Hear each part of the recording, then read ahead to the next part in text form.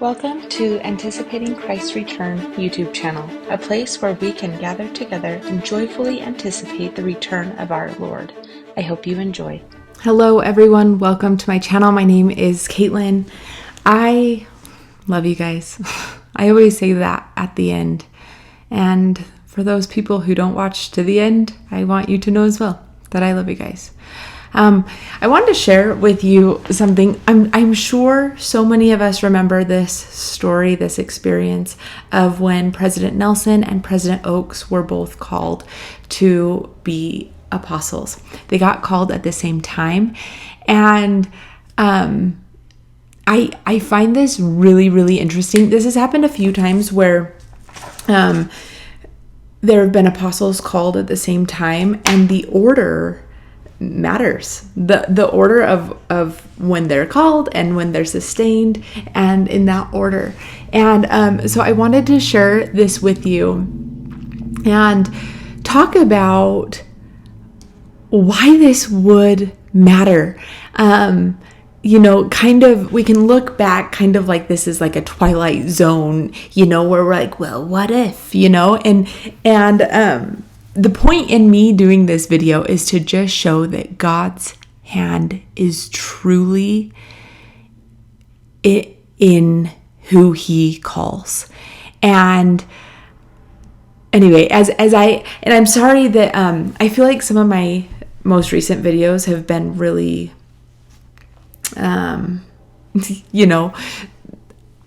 I got done recording both, like my last two videos, and I'm like, I don't know if I should even post that. My mind is just in a million places at once. So hopefully you guys can give me some grace as I talk about this, because I feel like so much has happened and it's hard to wrap our mind around, but I did want to talk about this. So, and this is a LDS Living article, but it is from the book Insights from a Prophet's Life, Russell M. Nelson, and it was written by Sherry Dew. But it was reposted because of President Nelson's passing. I want to read the story because I think it is very, very interesting to what we are talking about. But it was January 11th, 1983, Elder LeGrand Richard of the Quorum of the 12 Apostles passed away. With April General Conference less than 3 months away, members looked forward to the calling of a new apostle. Similarly to, I bet, how we are feeling right now. Are we going to receive a new prophet at this conference, or is it going to be too soon? Is the vacancy in the Quorum of the 12 Apostles going to be filled? These are all questions that I'm sure we are all asking, and similarly, what they were asking back on January 11th, 1983, when Elder LeGrand Richards passed away. The call of a man to fill a vacancy in the Quorum of the 12 Apostles is the responsibility and prerogative of the president of the church. Only he has authority to receive revelation about whom the Lord has prepared and selected for that high and holy calling. Now, this, I want to talk a little bit about the structure of the church. For those of you who are watching, who stumbled across this video and may not know or are not members of the Church of Jesus Christ of Latter-day Saints, I will take a brief minute to explain to you. So in this case, this was an apostle who died, and so the prophet would then make the call. We'll talk more about this process later, and the process of calling the new apostles. But in this case, when the prophet dies, then what happens is the prophet passes away, so the first presidency is then dissolved. They go back to their positioning in the the Quorum of the 12 Apostles. Now, granted, there are 2 extra because you need 15, right? So there is now 14, 12 apostles, 2 extra because we need the first presidency.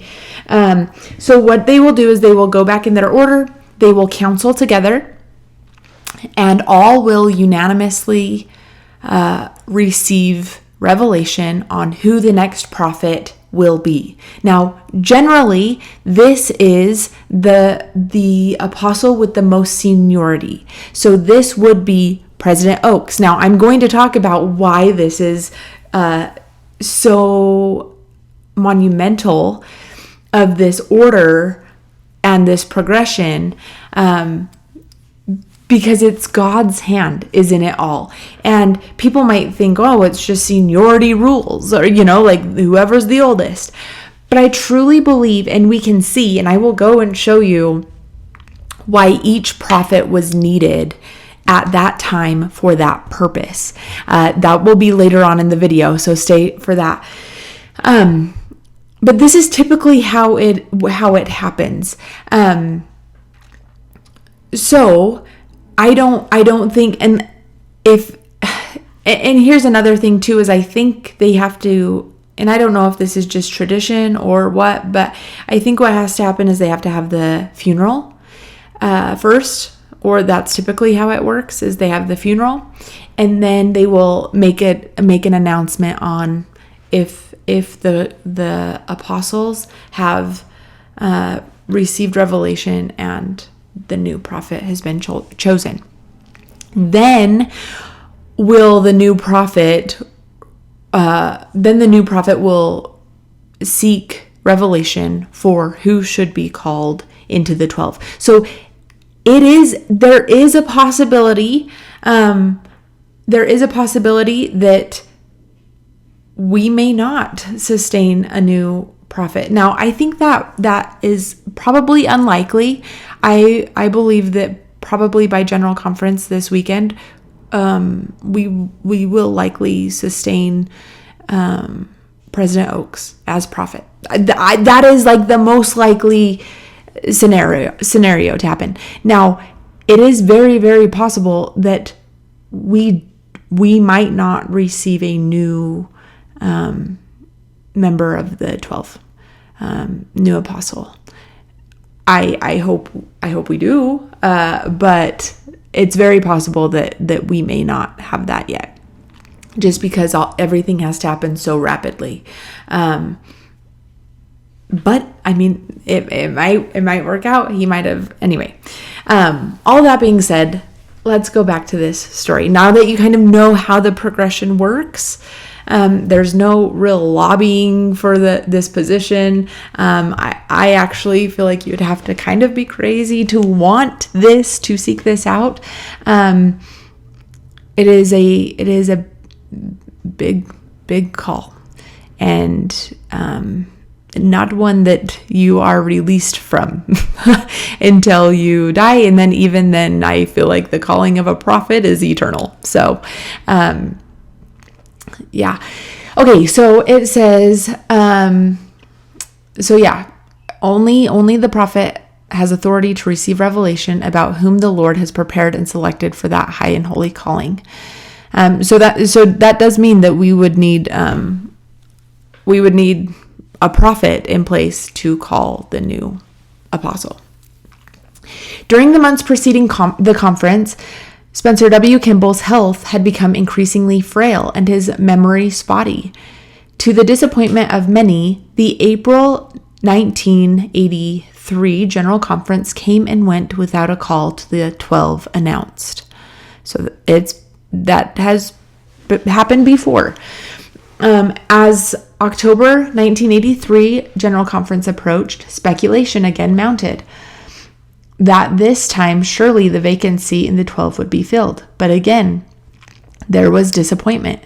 Can you imagine like the YouTube channels that would have like had a heyday with the speculation? I'm like, speculation mounted. Like everyone's talking about it in their ward buildings and in their presidency meetings, but like we have internet today. This sometimes I'm like, the speculation is getting out of hand, and it's fun and it's stuff like that, but part of me like feels guilty when I add to it. I try to educate instead of speculate. How's that? Okay. But it says, surely the vacancy in the 12 would be filled. But again, there was disappointment. No one was called. Conference came and went for a second time with an empty seat in the quorum.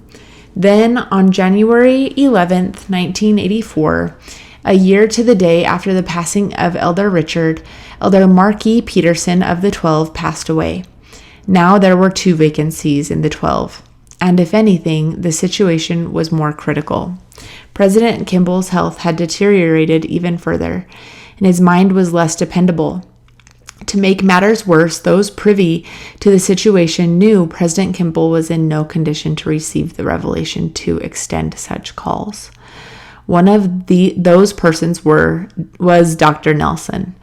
The week before April 1984 General Conference, Russell's surgical nurse, Jan Curtis, mentioned how excited she was for the upcoming conference because 2 new apostles would be called. Russell tried to gently tell her that it wasn't going to happen. I was his doctor. I knew it wasn't feasible, that President Kimball was not well enough or coherent enough to do it. I explained to her that calling an apostle is the prerogative of the president of the church, and that President Kimball was simply in no condition to do that. For months, President Gordon B. Hinckley, the only healthy member of the first presidency at the time, President Marion G. Romney's health had also deteriorated, had left standing instructions with President Kimball's caregivers that if the prophet's mind ever cleared, they were to call him immediately, regardless of the hour. Month after month passed with no call. From time to time, President Hinckley looked in on President Kimball, but an opportunity to discuss such a spiritually sensitive topic as calls to the 12 never presented itself. Then, at about 2:30 a.m. on the Wednesday morning prior to April, okay, so it has happened quick enough. I kind of forgot this part of the story, actually. Okay, listen. So I tell you to listen, like, no, come on, let's focus. Like, I'm talking to myself out loud here, by the way. But it says, then at about 2:30 a.m. on Wednesday morning prior to April 1984 General Conference. So this is the Wednesday before the conference. The phone rang at President Hinckley's home. President Kimball was alert and wanted to talk to him. President Hinckley rushed downtown to President Kimball's suite in the Hotel Utah, where the issue of vacancies in the 12 was raised. President Kimball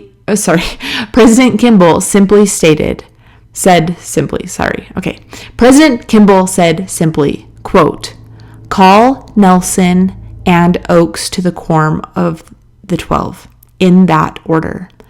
2 days later, on Friday morning, President Hinckley summoned Dr. Nelson from the regional representatives seminar that was in progress. He asked Russell just one question: "Is your life in order?" When Russell responded that it was, President Hinckley replied, "Good, because tomorrow we're presenting your name to be sustained as one of the 12 apostles." Okay. I think about that day, over 40 years ago. Obviously, how long has it been? Let's see.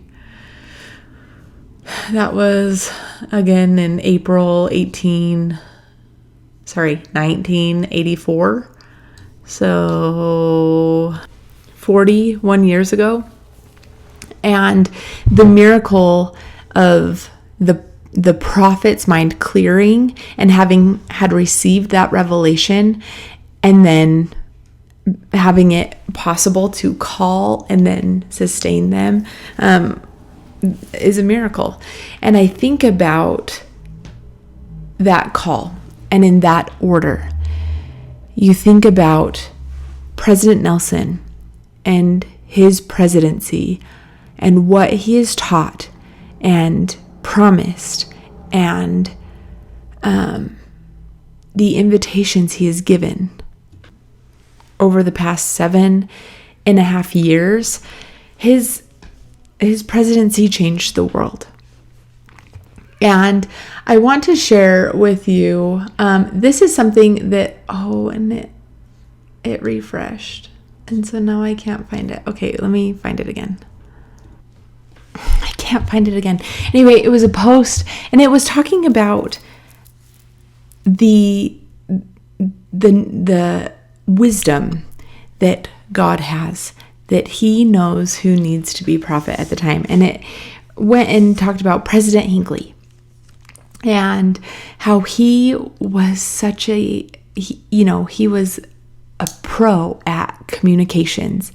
And that was something that was really big for President Hinckley. And he kind of brought the church out of obscurity. He went on so many different media outlets and talked about the church. And then we had President Monson, and it talked about how he was in the military and how that was big for him, and how he was the prophet during a lot of war years, and all the good that he did. And then talks about President Nelson and how he was a heart doctor, a heart surgeon. And President Nelson has also pointed to this in the past, that he needed to change how he healed hearts. That he, it might have actually been in that article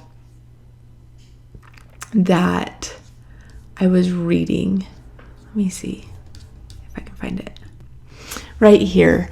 This article says, this call meant the end of his life as Dr. Nilsson.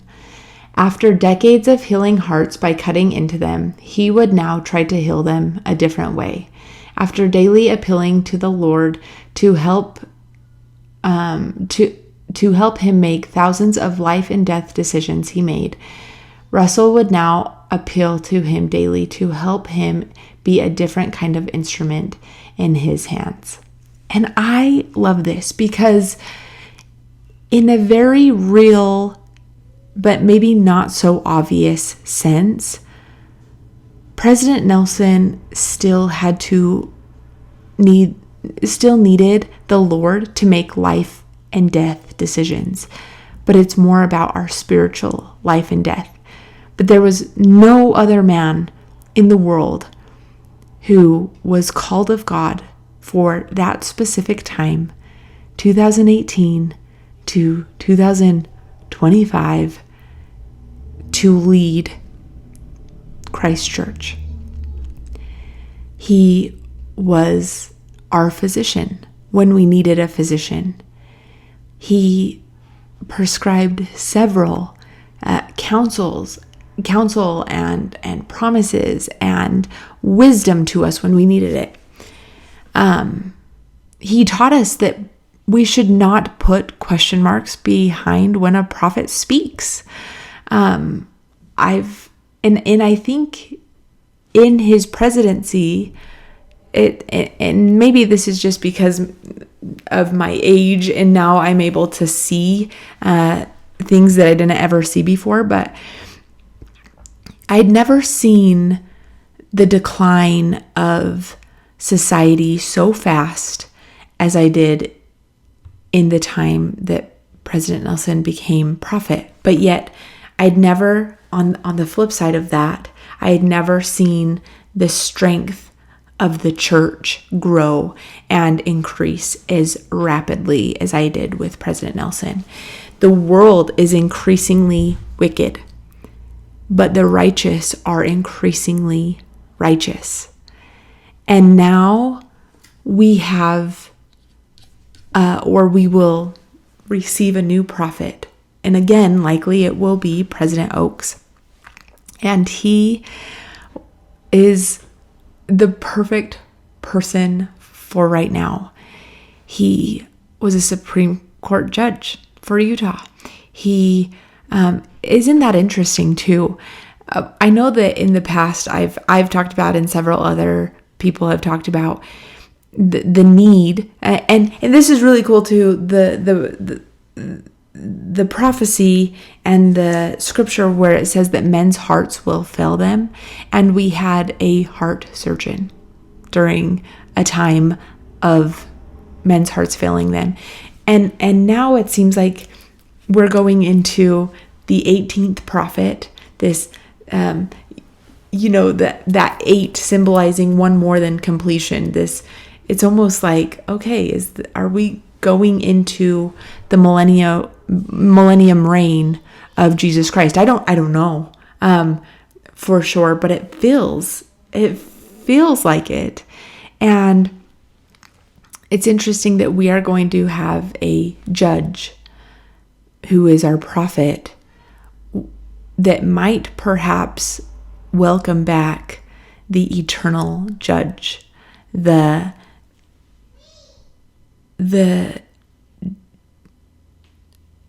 will bring upon the judgments of the world, that will bring upon the final judgment, perhaps.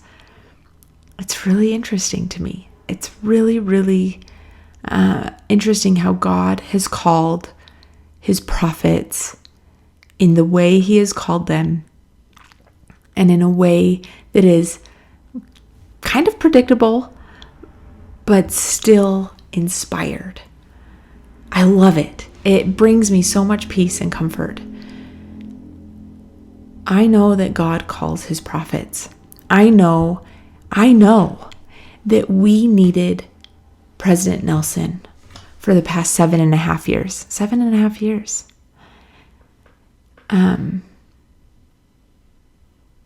Think of if